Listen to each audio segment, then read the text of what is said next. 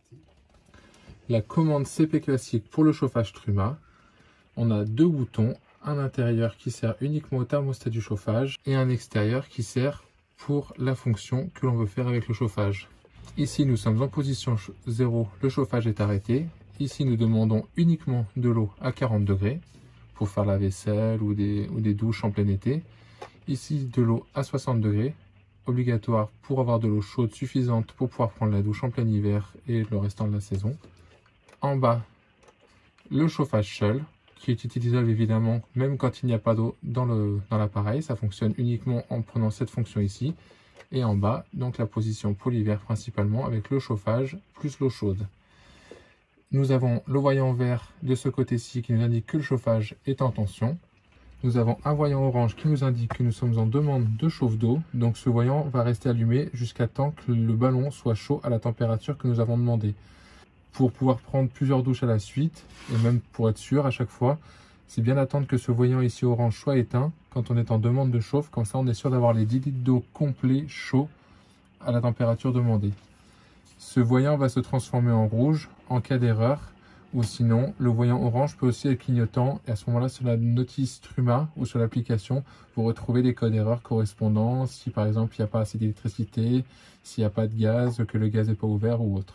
Voilà.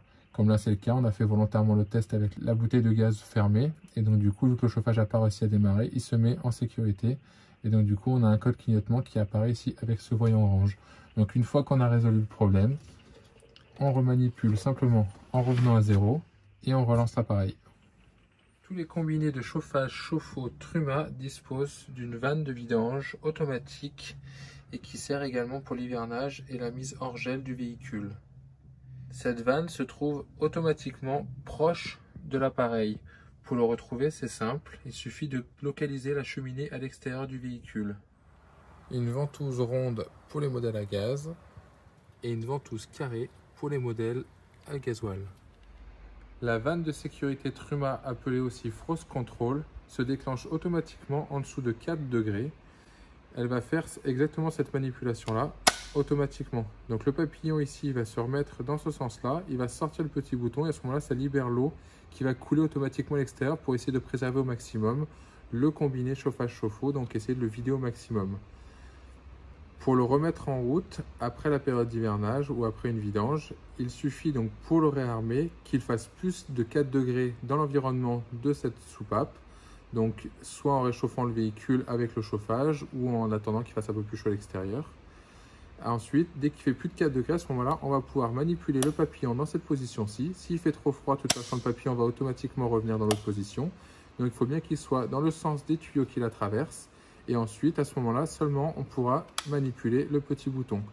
Si le papillon est dans l'autre sens, on ne peut pas verrouiller ici le petit bouton et l'eau va continuer à couler par le dessous. Donc, on reverrouille et on remonte là. On vous le montre sur cette vanne ici démontée parce que quelquefois, la vanne donc, peut être située dans le plancher, double plancher, dans les coffres ou autres, et pas forcément très accessible. Donc le fait de la visualiser ici montre bien que c'est extrêmement aisé donc de remettre le papillon dans le bon sens et après donc simplement glisser pour manipuler le petit bouton.